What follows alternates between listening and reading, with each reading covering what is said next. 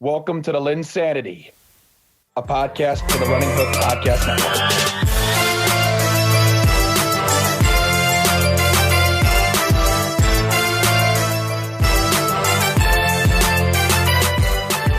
Hello, and welcome to another edition of the LynnSanity Podcast, a part of the Running Hook Podcast Network. And once again, before we start the podcast for our second one this week, please don't be afraid to review, rate, and subscribe to our podcast.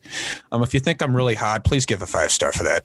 If you think that, if you sit there, you watch it on YouTube, and you're like, dang, who's this co-host with me too? If you look, just give it the 5-star. It should be a lovely pod that we have today. I'm not going to blast anybody on the network today. I want everybody to give 5 stars. I am.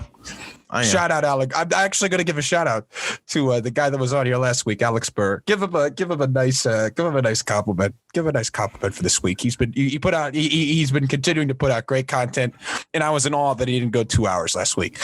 So please check out the podcast and all that we have coming. And once again, don't be afraid to rate and review and subscribe. So we'll move forward into what I feel like, JD, we have to talk about first. I'm going to mix it up. I want to do some trivia before we get into the series. So there was an account that just kept putting stats up last night that I was like, okay, I have to use this account. Like, duh. Like, it was just so good. So shout out ESPN Stats and Info, because I have a couple questions for you, a couple trivia things that I have found that I was like, man, this would be really cool. So I'll start off with this. DeAndre Ayton had a massive game. Obviously, he had the unbelievable dunk that sealed it for Phoenix. But he had an amazing fifth 20-point, 10-rebound game this postseason. Mm-hmm. That is the most in a postseason by a Suns player since blank. You say the fifth? So he's had 5 20-point, 10-rebound games, and it's the most in a postseason by a Suns player since this guy.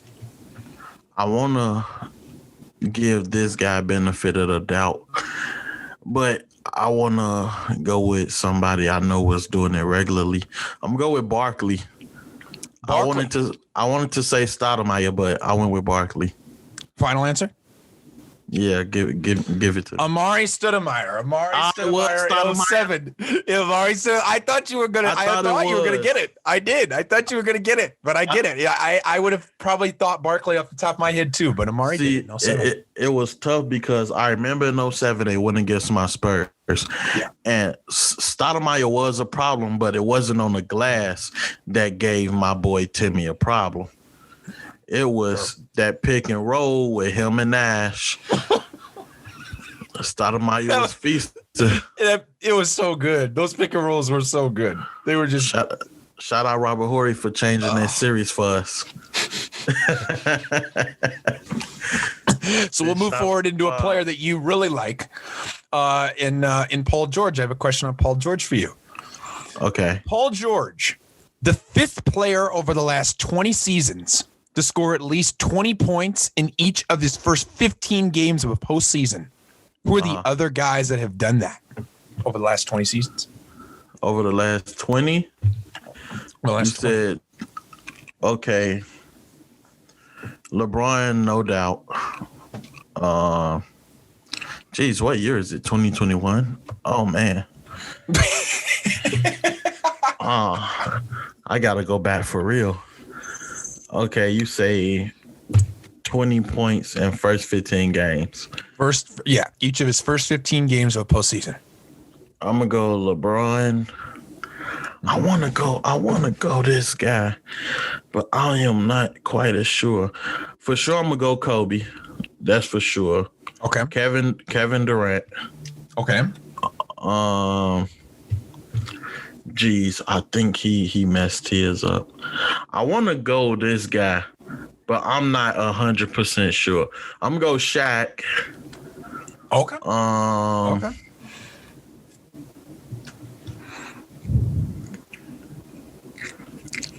So is that your 4? That's Man, it's hard Paul because George is the fifth. So you have to guess. It's hard because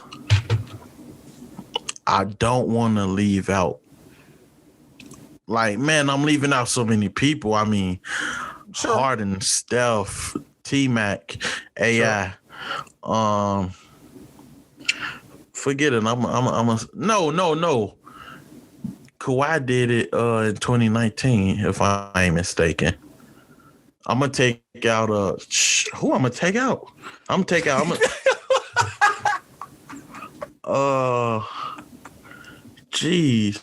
I'm gonna take out Shaq. I thought this was a great fact. I thought this was great when I saw it. Yeah. So, oh man, I'm hurt. I'm tossing it in now. I'm go KD, LeBron, Kobe, okay. Kawhi. Final answer. Yeah, I'm wrong. Okay. I know I'm wrong with one though. So you got Kobe, you got Durant, you got LeBron. The fourth one is D Wade. That's who oh my God. I wanted to say 2006. I wanted to say 2006 awesome. So bad, but I'm like, I don't know. It's so many great scores. That's who I was debating on. That's the only name I was debating on, but I'm like, I can't leave out Shaq. No. Kawhi in 2019 was freaking remarkable. So like I had to go between them two, and D Wade was my third. Sure. It was like I was stuck on D Wade for the longest, but I'm like, I can't forget the greatness of 2019 and the monster that Shaq was. Man, it was unbelievable. No, you're good. It happens. I mean, I wouldn't have guessed Wade. I know that. Gun to my head, I don't know if I would have done Durant. So we got two more, and obviously, Ayton made the great play, so Ayton has fair share questions and stats. So we'll go with this one. DeAndre Ayton is the third Suns player to make a go-ahead shot inside the final second of a playoff game over the last 25 postseasons. Who are the other two? Nash and Barkley. Final answer. I wanna go KJ. I wanna go KJ and Barkley. Okay. Oh, that's tough. That is tough. You said in the playoffs because Devin Booker last season, the bubble don't count. Okay, I'm gonna go KJ and Barkley. Okay. The final, the two guys that did it were Boris Diaw in 2006 and Stephon Marbury in 2003. Did a buzzer beater jump shot. Wow. And then the next one for DeAndre Ayton is the first player with 5 games of 20 points on 70% shooting in a single postseason since this big man in 2009. All right, say it again. 70%. So DeAndre Ayton is the first player with 5 games of 20 points on 70% shooting in a postseason since this guy in 2009. Okay, 2009. Yep. It's between Bynum and Dwight. I'm gonna go Dwight. That is correct. Dwight Howard in 2009 was able to pull it off. So had a little fun trivia action before the start of the pod, and I figured that'd be a good way to get into the game overall, JD, in this series overall, right? I mean, the Suns have gone up 2-0, but it's not like the Clippers are just like, they're not blowover. No, it's not blowover games. It's just the Suns they're doing what really good NBA teams do, which is don't lose at home. They're not out. Right. So I did. What's your initial thoughts so far of the two games, and what have you seen? What have you liked? What do you not like? What do you think? I think it's been great games, to say the least. My initial thoughts are Phoenix is executing at the right time. They taking advantage of what they know the Clippers is going through. The Clippers is a tired team. You can see that they tired. And Marcus Morris is battling the injury. They are picking at these things just as you're supposed to. If you're on the court, you healthy. And I think they executing the game plans. They not worried nothing about if they'll be tired because they know they're going against a tired team, and they executing from point A to point Z. And they taking care of business. I like that the Clippers got, if you ask me, I think they got the most heart of any team in the playoffs. I mean, they going down 0-2 every series and act as if they know they just go come back and win. And they did it twice. I think that this is a different beast, especially when Chris Paul get back. But I do really like that the series is very interesting, and it's close. It's tit for tat with every single thing, and I really like it. I can't complain about nothing. The dislikes that I have is one thing. Okay. And I'm pretty sure you know where I'm finna go with this. Okay. He missed 2 free throws. And everybody is clowning him now. Ridiculous. That's my biggest thing. That is my only thing that I dislike. He showed up this entire playoffs. Nobody gave him credit. Nobody said anything. He missed those free throws, and everybody all of a sudden got a voice now. But the same ones who couldn't give him credit, well, we're just waiting for him to do what he always do. So you can't say he been doing good up until then. Right. I hate it. It's the biases and the contradictions, because nobody want to speak on other guys who not doing that. Paul George is playing as a number 1 when he's been a number 2 all season, and he's been great. Sure. Yesterday was the worst free throw shooting game he probably had in years. He shot 50%. He's almost a 90% free throw shooter. He's winded. You can tell. He's been very efficient this season, especially this postseason. He's doing so much all over the floor on both ends. He's tired. It showed. But the fact that y'all could come here and just talk bad about him for one thing, it's not like the game would have been over had he made them, because Phoenix could have made a 3. You know? Yeah. I just feel like Paul George haters is really starting to it's starting to make the game even more interesting to cheer for him, because every time he do something well, they shut up. And I like the silence. You know how I am. Yeah. I like to see people go on the road and shut everybody up. I like to see the most hated person dominate. It's just how I am. I love the crowd silencers. I love the people that make the haters shut up. Sure. I mean, yeah, you do. You definitely do. For crying out loud, I'm an antagonist. Sure. I love when I can get under people's skin. So to make them be able to shut up, you know, I don't even look. Sure. Who was the loudest person in the room last year in Indianapolis? Yeah. When Jimmy Butler got into it with TJ Warren. All the Pacers fans around me, and who the loudest in the room? This guy. Sure. I love stuff like that. I just don't like the fact that they did that. But outside of that, I love everything going on in the series. I think the officiating obviously could be better, but we can say that about every game. It is what it is. Sure. It's a great series. Yeah, it is. It's been the last 2 games have been just super competitive. I mean, there's playoff basketball. Right. It's one of those things where, you know, both teams are competing at a high level. Guys are stepping up even when they, you know, doesn't seem like they might, you know, you wouldn't have expected it. Shout out campaign. Like, I mean, yeah, shout out Kemba. Him and Reggie Jackson, man. Yeah. I mean, yeah, like I just, it's been really fun to watch. I mean, they're just continuing to make plays when people don't expect it. And I mean, let's look at it from the Clippers side, Judy. I know that's what you're eyeing the most. The way that I see it is I'm at the belief where I'm just at a loss for words. How you just keep playing Terrence Mann less than 20 minutes a game.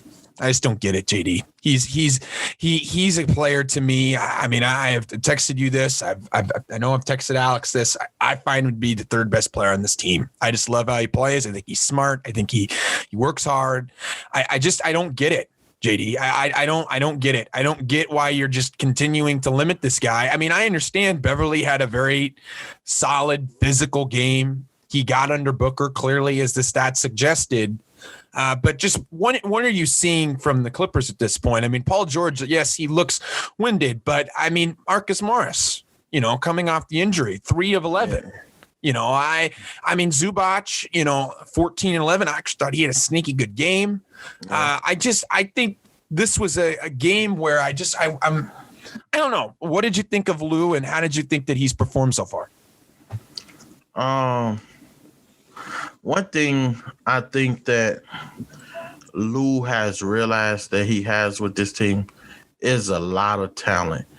I think one of the biggest thing is he's struggling with putting them out there at the right time because he has so much talent. So many everybody on this team is so skilled at different things. I think. Yeah. My biggest thing is with Terrence Mann, I look at him, Rondo, and Patrick Beverly like this. They are energizers. When they hit the floor, they bring so much energy into the time they off. But the problem is 2 of those guys are undersized. Mm-hmm. Rondo and Patrick Beverly can be undersized when Devin Booker is playing point guard. Yeah, I love what they do. You know how I feel about both of those guys. Yeah. But Terrence Mann. Yeah. He's so versatile. At every game his confidence it gets higher and higher. If I truly believe Ty Lue needs to let him loose. Let him loose the same way you did in Utah. The same way you did in Utah. Let him all the way loose, because this guy, you could tell the work that he puts in. Because early in the season, he was really hesitant on shooting a 3. Huh? If I don't miss a game. Sure. I've seen Terrence Mann from start of the season to now go from only attacking the rim to confidence in the mid-range pull-up, confidence in the floater, to spotting up. And the closer you get to the playoffs, the more and more three-point attempts he took. And now it's to the point when he shoot the 3, I think they're going in every time. That's how I truly feel. Sure. I believe that Ty Lue has to let him loose. I think what I didn't like that from this game, as opposed to game 1, Boogie didn't touch the floor enough. Boogie had a great game 1 in the minutes he was out there. I would have let Boogie attack a lot more than 2 to 4 minutes. After seeing he had 8 points in 4 minutes in the first game. I would have had to give him a little bit more run, just off the strength of Aiden is going to be Aiden. Clearly, yeah. And it's to the point now we know that he's 20 and 10 every night. That's the guy he's established himself to be in his playoffs. We know Zoo can get his, but Zoo will not be as dominant as Boogie could be in a spurt. Zoo gonna get his over time. Boogie could be a dominant force for 5 to 10 minutes, as we've seen in the first game. Sure. To the point where it can disrupt Phoenix as he did in the first game. You're not asking Boogie to play 12 to 15 minutes. Just go out there and be dominant for this amount of time, and it could change the game. Yeah. And I feel like not putting him out there enough in this game as he did in the first, it kind of took away, because when he came in the first game, the way that the Clippers played was through Boogie. He come in, he get a quick dunk. He come in, get a quick tip. Not down the three ball. Phoenix was forced to call a timeout. They went down 6 or 8 instantly. This is a game changer. I feel like you gotta ride with that, but Ty Lue got so many guys over there. The Serge Ibaka injury is huge. It is. Kawhi going down is I think that's the best player left in the playoffs. I had him and KD at 1A, 1B, and KD gets eliminated. Kawhi goes down. Then you got the Marcus Morris nagging injury now. You don't have Chris Paul on the other side. It's like a bunch of guys just have to step up, and they both have very deep teams. I love Etuan Moore coming in and just being a solid veteran guy for Phoenix. I love what Cameron Payne has been doing. I love that Ty Lue put Luke Kennard in situations to just be you. Just shoot the ball. Yeah. Just shoot the ball. Yeah, you're going to get picked on defense.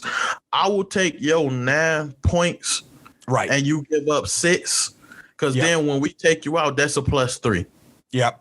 Right. Something to that extent.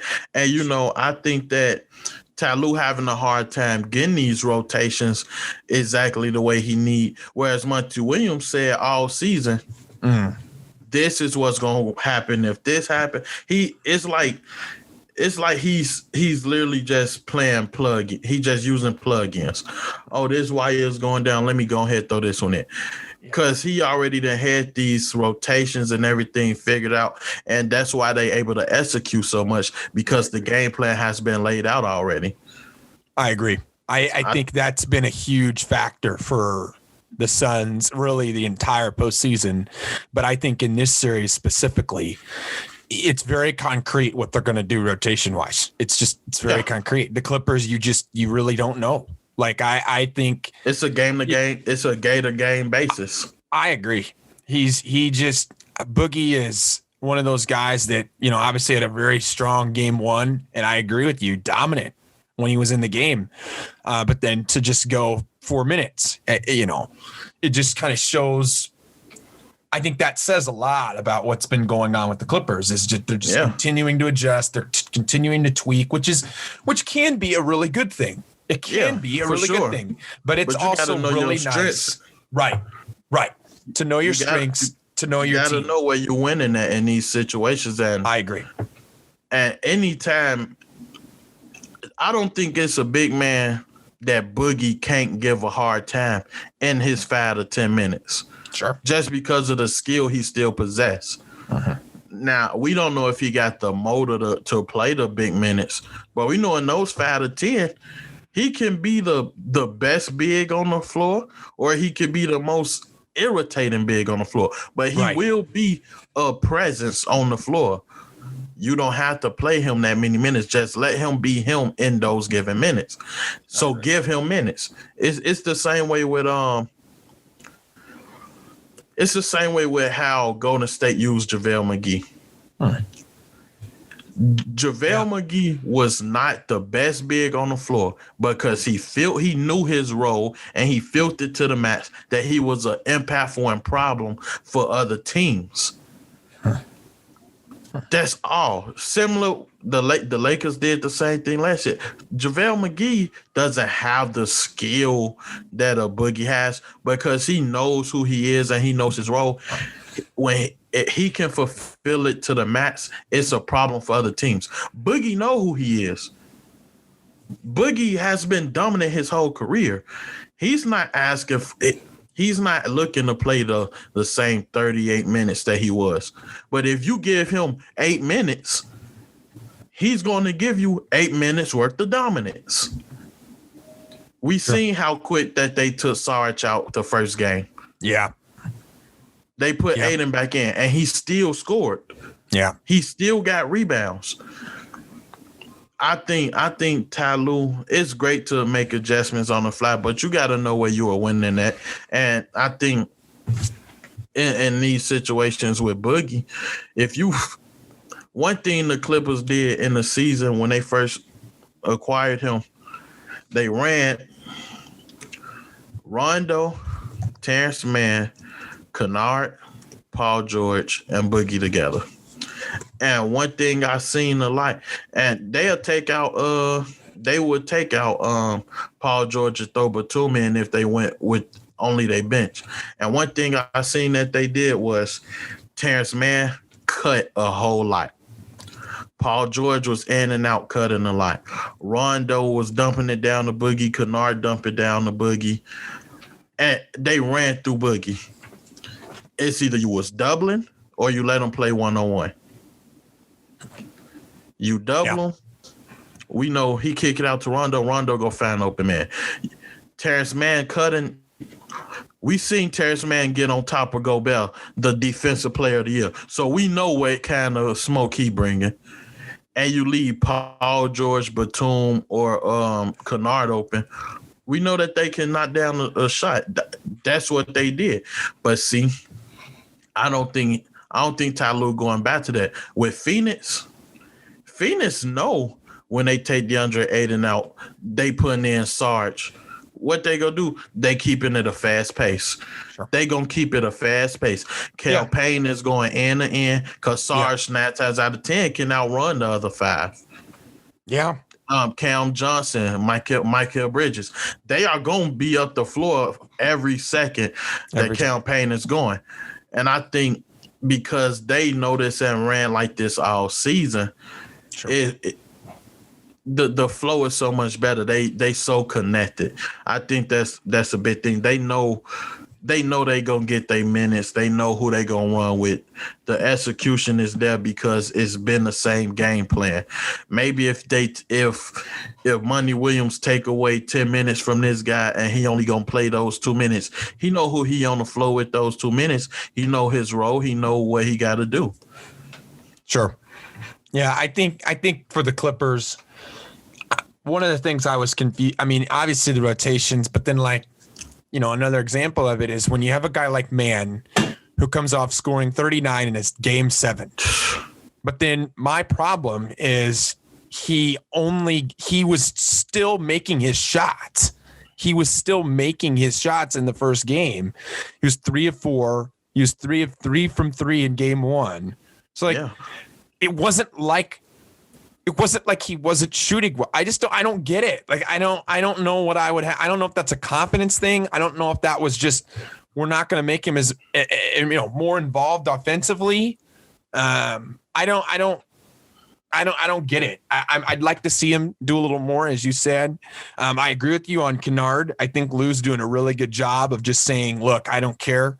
If we can get a 3-point edge because you make threes, I'll live with that.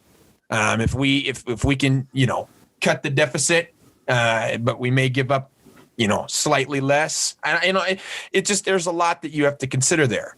I think for me, obviously it's clear that Morris is not what you exactly want, but they're putting their hearts out there. That's for sure. They're not playing anybody that I'm sitting there just like, man, that it's not good. Like the Batum minutes have been really good. The Batum minutes are good, which I'm shocked about. I was shocked about Zubac getting 34 in this game. I was shocked about that. Like, they're getting effective minutes from those guys. It's been fun to see, and I mean, we'll see what he continues to do. But I mean, moving towards the Suns, the effectiveness. I think the way that you talked about the rotation is how I really thought about this entire game. Is it feels more concrete. There's more of a purpose. There can be a little variety in the sense of, say, Torrey Craig one game could get 20 and Cam Johnson could get 12. But like you said, if you can tell the guys on your team, look, this is who we're playing. So know you're getting in the game, right? Yeah. Ty Lue can't do that. Like Ty Lue can't do that because yes, he keeps everybody ready, but he can't guarantee DeMarcus Cousins is going to play. Yeah. You can't guarantee that. Like it's so up and down because of the way that he wants to continuously adjust. And you have a guy like Monty who's able to sit there and be like, look, campaign, you were getting 20 minutes for us off the bench with Paul out, but now I need you to play 37 in a tight game the whole way. What I have expected campaign and at all in his career, not just what he's doing now. Okay, I don't care about that. Right? If you would have told me when he got cut in Chicago, JD, he was going to play 37 minutes in a game 2 of the Western Conference Finals, I'd be laughing. It's guys, it's the situations are obviously a factor, but knowing what you're going to do out on the court is a big deal. And Phoenix has clearly set that apart. Like, I mean, it wasn't a great Booker game. 5 of 16. Granted, he made all of his free throws, but it wasn't a great Booker game. He had 7 turnovers.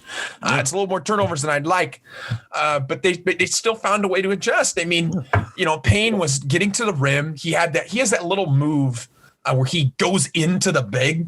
So he'll drive in. He'll try to use his shoulder a little bit, see if he can get a foul from the big man reaching.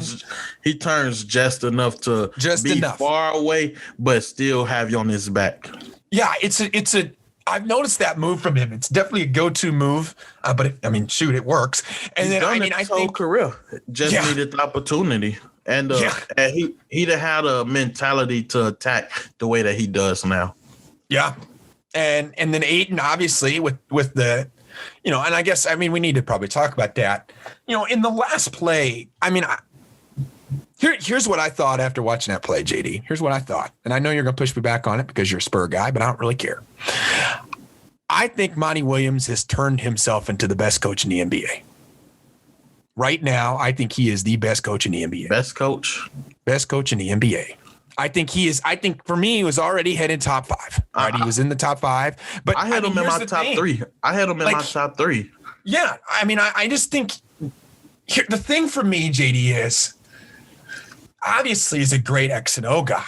Like, are you kidding? Like, that play was just. Now, granted, you can say the Clippers may have blown it on defensive coverages. Zubac should have played more up, whatever the case might be. I think that's what it was, but it was a great play caller just because. Right. Money. This is a situation where he outcoached Ty Lue. He knew that what Ty Lue was going to do, and he just used it against him. There's no way Zubac should have came that far out. No, not at all. There's no way. And to be completely honest, I would have played Zubac on the ball and Boogie under the rim just for the fact that Zubac, it's more likely Zubac go get a tip pass. And with how physical that Boogie is, if you come running that Boogie thinking you're going to dunk on him, I think with the strength that he got, you likely to bounce off of him before you go through him. I think that was one thing. It's no way that I just hate the way they were set up. But at the same time, that shows that Monty already had this thought out. Monty knew the way that they were going to be defended. And hats off to him. That shows brilliance. That shows brilliance right there. Yeah. He knew what they was gonna do, and he made it work to his advantage. That goes in to say how great of a coach he is. I don't think he's number 1, but I definitely think you can argue that. It's not something you can argue. The way I see it is I agree with you. Obviously, there's you're a Spur guy, so I don't feel like I have to, ask you really. I think you would probably say Popovich is the best. And I obviously understand the argument. Greatest of all time. I think if you look at his legacy, I'm not going to debate that. Yeah, right? I'm just saying I don't even where think he of currently Pop is right now as I don't even think of Pop as a right now as he's still in that. I think more of like we know who Pop is, what he can do. For me, it's just like the last 2 seasons. Sure. I take in what certain coaches did. I think Money started establishing himself towards the end of the season, even before the bubble, right? And I think this season he showed that with the right guys, Yeah. I could take you there. And Right. then I go to this guy who completely outcoached everybody in the bubble last season, Sure. Eric Spoelstra. Sure.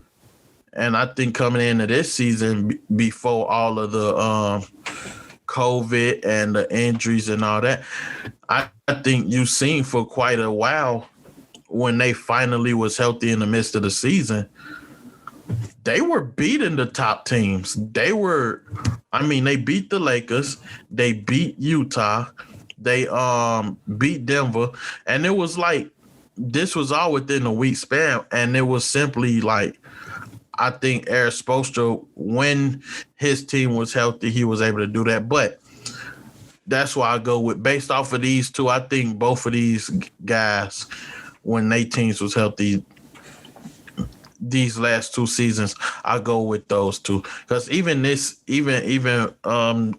though Miami got swept, I don't think that Spoelstra had the roster he should have had due to the injury to Victor Oladipo. When Vic got hurt, it changed the rest of the season for them. Sure. So I'm gonna go with Money and Spoelstra at 1 and 2. I'm only gonna keep this between 29 coaches because Pop is in a league of his own to me. Sure. That's fair. And I don't even know another coach I would put in there with him outside of Nate McMillan, because you know how I feel about Bud. I'm not speaking on him. No. I think Mike Malone is overrated. Wow. I think simply just this. Okay. Wow. I think Money outcoached him every game without even trying. I think Money was just even to speak on this, I think that Mike Malone could have got the Portland series over faster because Terry Stotts not a good coach to me. Yeah. Terry Stotts wasn't coaching. The guys went out there and just were playing. Yeah. Yeah. That's what it looked like.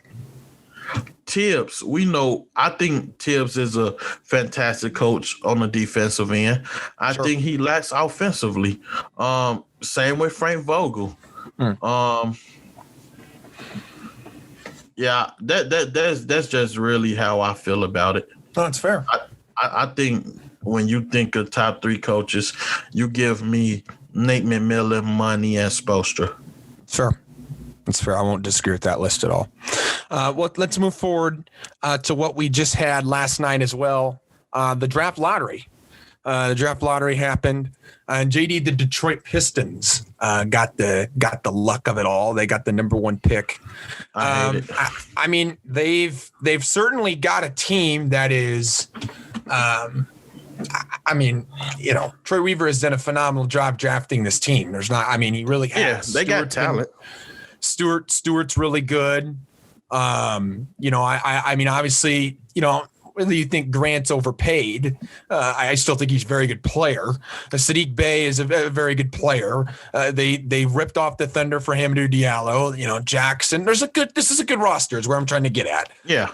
So my thing for you, JD, is with the number 1 pick in a draft for this Detroit Piston team, where do you think that this puts them now? Where do you think that, there seems to be an obvious candidate, right? And it seems very obvious that they might go Cunningham, that they're probably going to go Cade Cunningham. They go Cade. So if we pretended for a second that that's going to be what happens, what do you think that does for Detroit overall? With this young core and the mix of veterans that they have. They make the bubble. I mean, not the bubble. They made the play-in. Wow. Wow. I mean, they. Wow.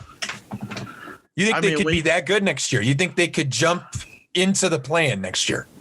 I mean, wow. I don't see why they couldn't be better than Orlando. It was a 1-game difference. Sure. With Cleveland, Cleveland is so unsettled. That's a good way to put it.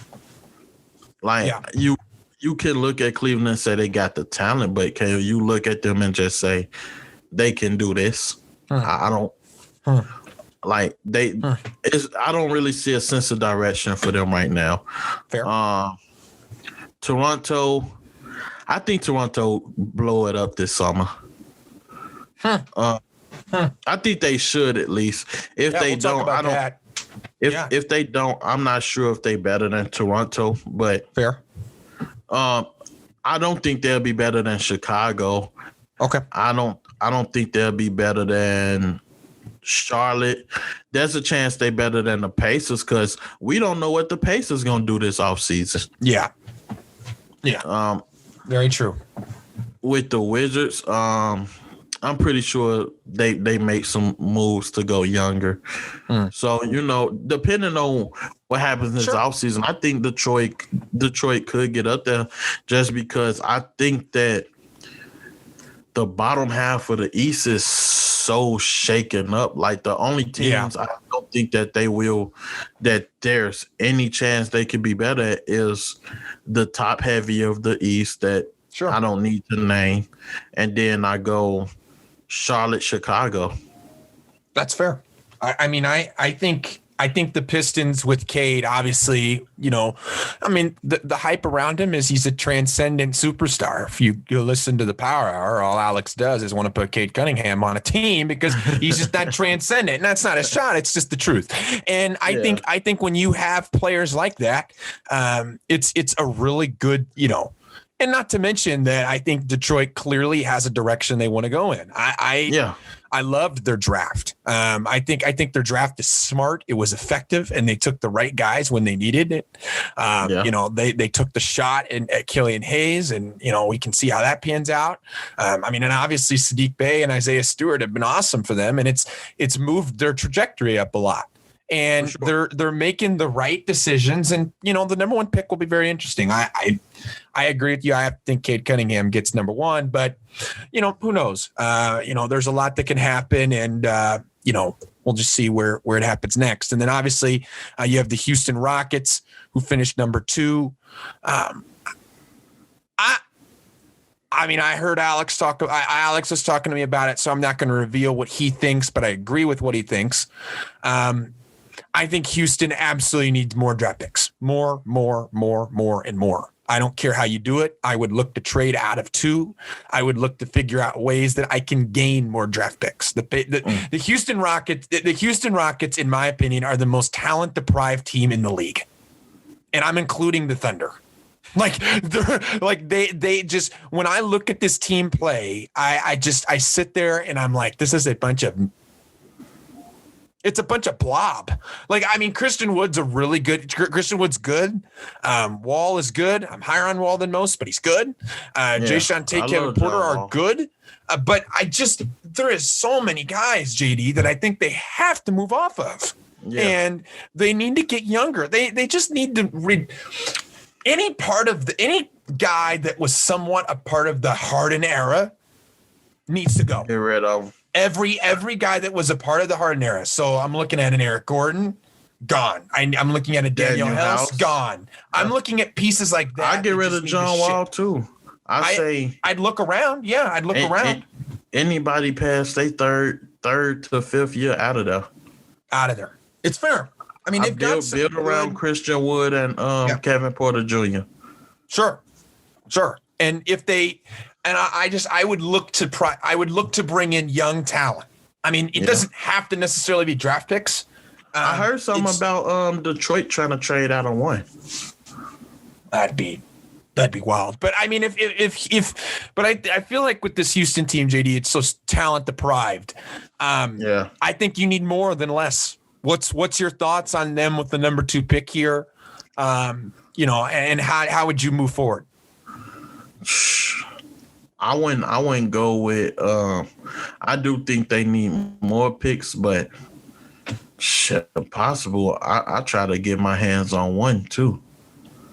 If that's a real thing, if they're really trying to float it around. if it's any chance that Detroit trade Cade Cunningham, because 9 times out of 10 that'll be number one pick. I agree.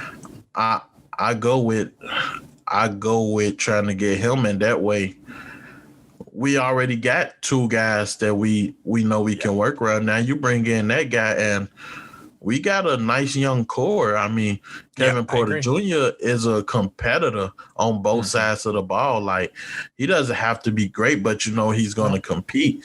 Christian Wood, we know what he's about. Cade Cunningham, you stepping up to the bright lights now. Let's just see what it's about,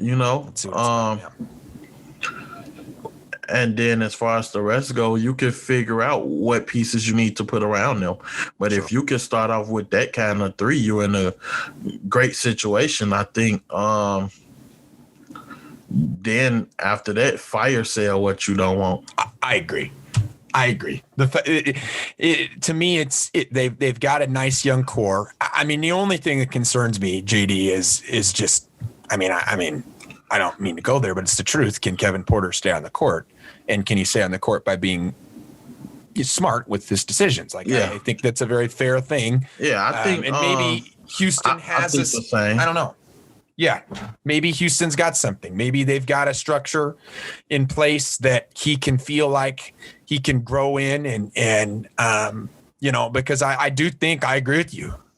Massive offensive talent. I mean, you can't deny it. He dropped 50 points. He's massive talent. I think they coach let him be him. Yeah, Silas. I like Silas. Yeah, Silas is good. I think Tate's. I agree. I think Tate's very good. I agree.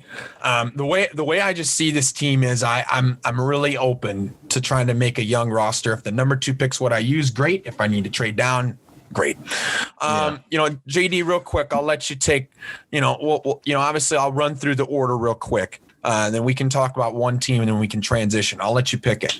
So obviously, we talked a little bit about Cleveland and Toronto, so figure we can move past that. But we have Orlando, we have an OKC, we have a Sacramento at 8. We have 9, New Orleans at 10, Charlotte at 11, San Antonio at 12, Indiana at 13. Warriors have 14 and 7. What are, is there a team that you're sitting there just like, man, I'm really curious what they're going to do from the lottery. I really want to know what they're thinking, where they're going to go directionally. Go ahead. OKC. I mean, I don't know if anybody else like this guy as much as I do. Sure. I love Shea. Sure. I love Shea, man. Like, I don't talk about him as much because he in OKC, but I love Shea. Yeah. I love Lou Dort. Like, competitors, man, and Shea so smooth, man, and then I think Baisley, I like Baisley. Yeah, you do.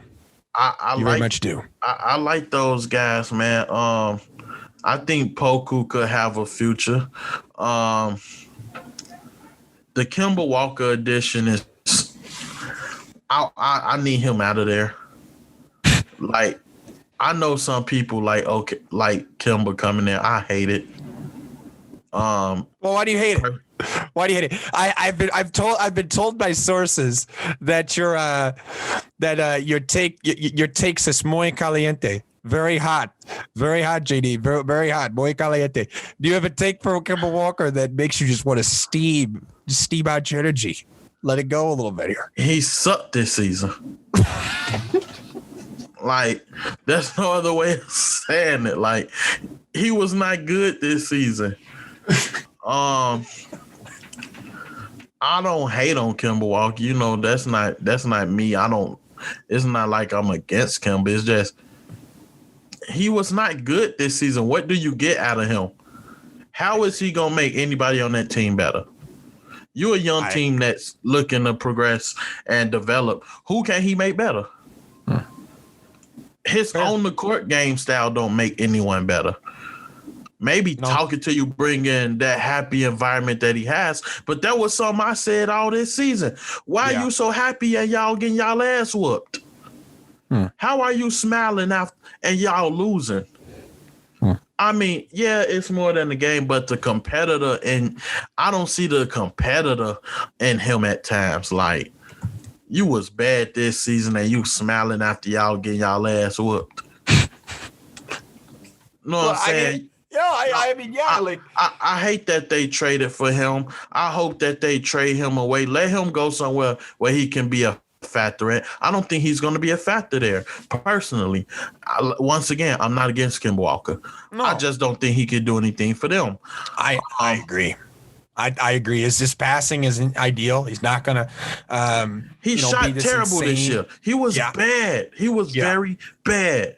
Yeah, he was. And I think, I think they're, even though I don't think it's real. Okay. Like, I mean, they picked up Chris Paul and they worked with him to get to the team he wanted.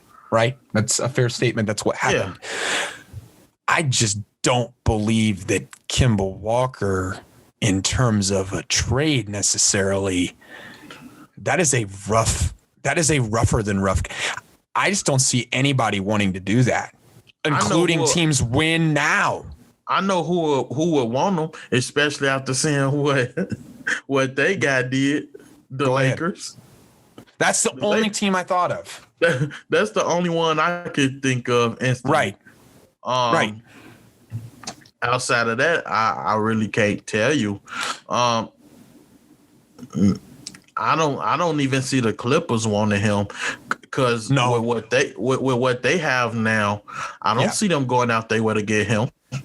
No, they would not go out their way to get him. I think the Clippers know they can win now. If anything, they try to bring everybody back. Yeah. Only way that they don't is if they was to give up on Pat Bev, and I don't see that. Kemba hypothetical trades are really tricky for me. Like, I mean, he's got the knee problem, and that's really hard. And like you said, his shot is not the same. His ability to create his shot is not the same. He doesn't even finish around the rim the same, and he's never been good on defense. No, I don't see what he could do. I know they're gonna try to trade him, but that's why I'm interested in what they do. I feel like they need to get them a big, get them a big. Yeah, and I think OKC get them a solid big. Oh man, the sky's the limit, because man, I just can't wait to see what they do. But I know Kemba won't be there. Well, and here's the other thing with the Thunder, right? I mean, yes, they traded Brown and they traded Horford.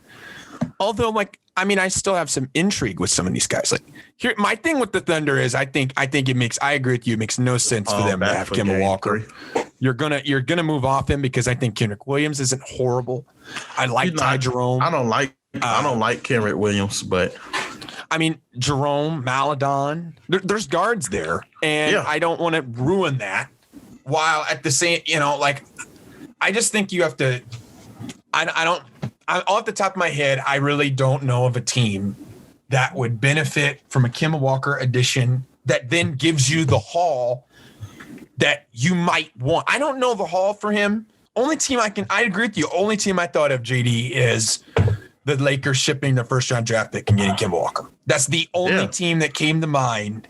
That's the only team that came to mind. Maybe New York. Maybe New York. But I don't really want that, because I kind of think that. Yeah, that's because I think they let go of D Rose. Right. That'll be the only way. Yes. And so it's one of those things where I don't realistically see the fit there. Granted, I like the fact, I agree with you. I really like Shea and I really like Dort. So I'm not trying to ruin those guys in any way, shape, or form in their development. And I mean, they need to be playing at 30 minutes a game, period, point blank. I don't care. So the way I see it is that, I agree you have to get off Kemba. I just have no idea who takes him on. I really don't. I have no idea who takes him on, and I don't know who is willingly taking him on. And that's kind of wild to say. 2 years ago, Kemba Walker wouldn't be a player that you would willingly take on. All-star last season, and this season trash. I mean, just not. I don't really. Yeah. But then, to be honest, like things you were hearing, or like people were talking about it, like listening to different podcasts and reading, like his rehab of his knee went horrible because he wasn't doing his job individually. Boston got panicked. Boston was trying to do Boston got like, wait, what? You didn't get yourself rehabbed? You had 2 months because of COVID. You didn't get yourself. And then he was playing with the bum knee. Yeah. When I'm telling you, I don't think it's a fair stretch to say if they had somewhat of a healthier Kemba Walker that this team makes the finals and wins it. So I think that's on. I think that says a lot about his level of commitment because you clearly had a winner there, and he didn't commit to helping his knee out. There is one team I'll talk about real quick, and then I'll move into USA. I think I am really intrigued to see where Sacramento goes. I think the reason I am is a couple things. Number one, it would absolutely not shock me if De'Aaron Fox wins out next year if you don't hit this pick right. That's number one. True. Number two, I think Marvin Bagley is not a starter. So if you try to play Bagley, like I think the position to me is big. It'd be nice to get a big. It'd be nice to get like a 3, 4, or a 5. I don't care. Just give me something in the front court because your back court's lethal. You don't need to keep jacking with your back court, right? Yeah. Even like, I mean, they stole Halliburton, great. But at the time I still thought that you didn't fix the main issue. I mean, Holmes is very good. I think you try to re-sign him back. But I'm curious what they do because I think you need to nail this if you're the Kings. I think you need to probably honestly look to contend for a play-in spot because I think that's possible. Yeah, it is possible. It is possible, and I think they need to figure out a way to nail it right. I'm not as. I mean, I think the other teams in the lottery, obviously, Golden State, Indiana, Charlotte. I think they'll. I just think my main intrigues, at least for me, I'm very curious to see what Sacramento does. And I agree with you, JD. The Thunder are obviously interesting due to the amount of draft picks. Who knows if they try to trade up? I mean, there's so many things that they might be able to do. The other thing to talk about is the USA basketball roster, which got finalized today. And I think is a really, really good roster and shockingly a really good roster.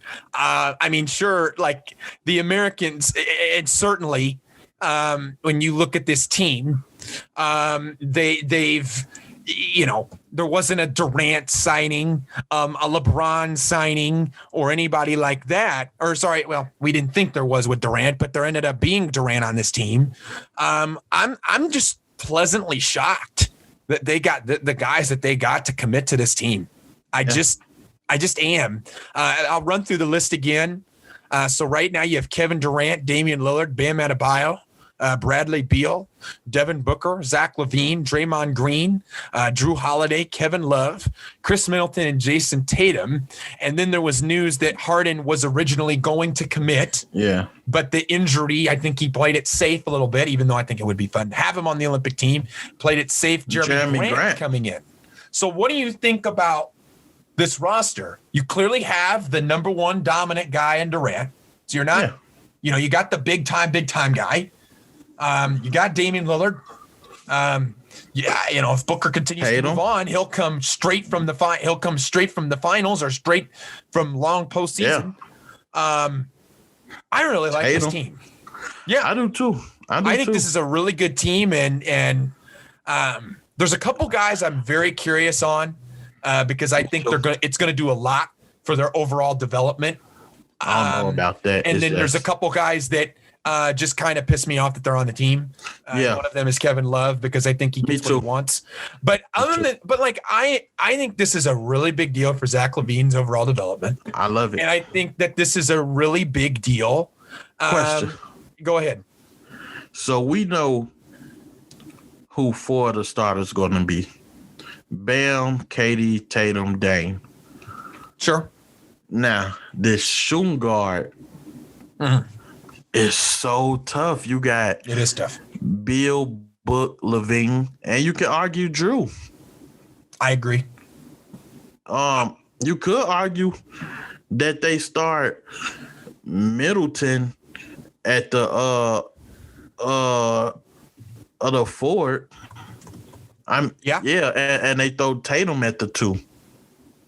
Yeah, they could do so much with this roster, but I agree. I really would. I just want to see Bill, Book, and Levine in practice going for the star spot. Yeah, I think that'll be tough. That'll be fun. I do like Jeremy Grant on that team. I think he can really develop there. Yeah. I don't like the K-Love or the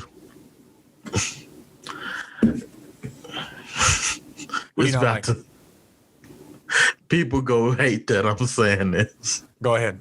But it's not because I don't think you're good. I just think you could have got better. So you got Love and who else? Middleton. Really? It sounds bad, man. It does sound bad. I like really him. Bad. I like him, but I think you could have got better.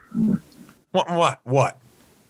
Because Kawhi and George seemed interested, but I don't blame. Kawhi pulled out. Play. Kawhi wanted to play. He pulled out because of his injury. Paul George wanted to play, but he couldn't commit at the time yet because he didn't know how deep that the Clippers were going to go or not. Totally makes sense. Jaylen Brown wanted to play to his injury. Yeah. Kyrie had. Yeah. He wanted to play at first, and Harden. I mean, it's not bad due to these things. I'm not upset about that. I felt like it was other guys you could have went after. Hell, I think getting another bid for outside of just Bam. Why didn't they?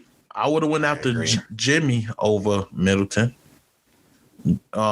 If he would have done it. Yeah, if he was interested, I would have went after Jimmy over him. I'm not saying he's a bad pickup. Obviously, no, I know but I know. Like, people think I hate him. I don't hate him. I love this for him.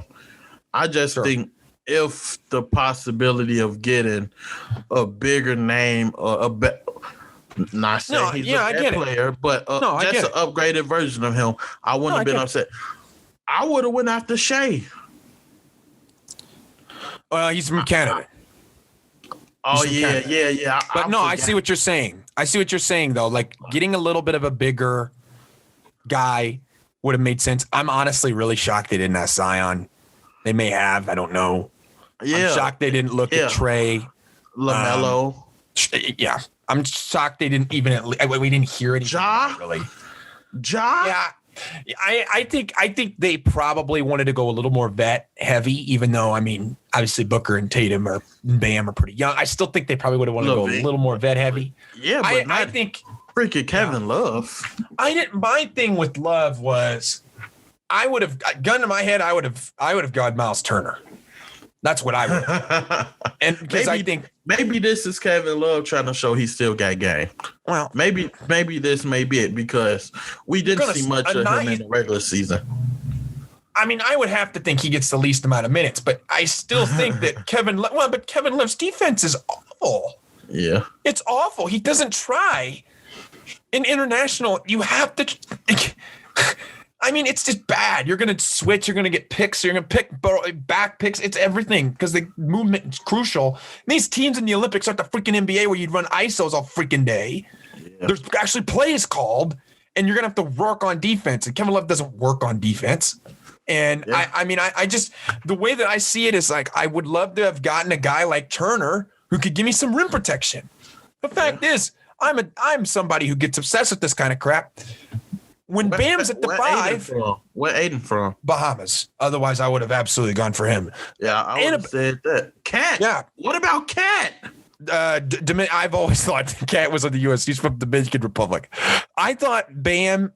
Yeah, I know. It's interesting, right? Wow. I didn't know that. Yeah, I thought I get it. I mean, I thought it was big they got Bam back. I'm honestly surprised that they got Bam back. But they did. They found a way to do it. I just think after Bam, Draymond's great defensively. So you're getting good minutes. But I agree with you. I would have liked to have seen a little more rim protection. And personally, that's why I think they got Jeremy Grant. I actually think Jeremy Grant's the perfect international player.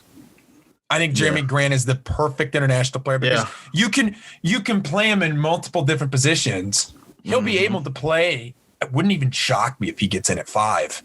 They're a really that would be a really interesting. I mean, they could start be very interesting. At the 4 and KD at the 3. Sure. I mean, they could do a lot. It's a very versatile lineup for sure.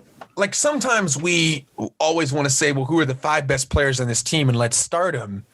But in the Olympics, it's like sometimes it doesn't work. Like, I mean, I remember when I was a kid, I was like, wait, Tayshaun Prince made it in 08? Like what? But like sometimes the role, but it's even in all seriousness, like Harrison Barnes made it at one point. Harrison Barnes, the intent of him was he knew his role. He could be 3-4-5. Yeah. Prince could play 3-4-5. Grant is better than those guys at the times that they were in the Olympics. I just gun to my head. Like I think I agree with you. They obviously went versatile. The one guy I don't get is Kevin Love. That's all I don't understand. Yeah, that's the one that stick out the most for sure. I agree. And then other than that, I'm excited to see this team go for gold. I love the Olympics side. Absolutely. Let's see him get gold. Let's see some guys redeem themselves. And without further ado, Julius Randle. Yeah, I'm shocked he didn't get asked either. Maybe that was something. I'm not sure. That would have been a really good one. That was one I didn't get. I thought they would have gone for him too. But look, this has been a really, good podcast overall. There's plenty of things to check out. JD had recently been seeing us, telling his audience, hey, check out, Facts and Stats. We are coming with some more pods for that. So I'm excited to see what JD does for that. Meanwhile, you got, Alex and Dylan are kicking the game on Power Hour. Go check that out. Bryce and Zach and I are doing our Monday pods as well. Both of those have been terrific. Every one of those have been, enjoyable, I feel like. And we have plenty of content with Divine Rhyme coming up this week. There's lots to look forward to on the network. Everybody's keeping themselves busy. Without further ado, JD, thank you for coming on the LynnSanity. Pleasure for being here, brother.